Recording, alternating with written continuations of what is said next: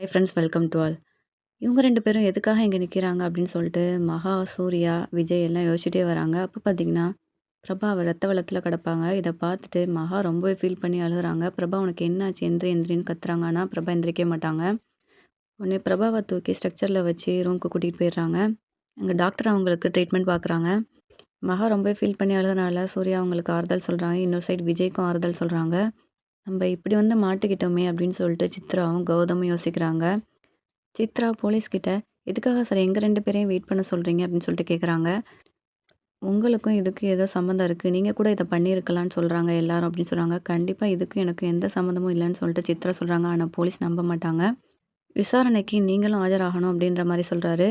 அதுக்கப்புறம் சூர்யாவோட அம்மா, காயத்ரி எல்லாம் வராங்க. என்ன நடந்ததுன்னு சொல்லிட்டு சூர்யா கிட்ட எல்லா விஷயத்தையும் கேட்குறாங்க.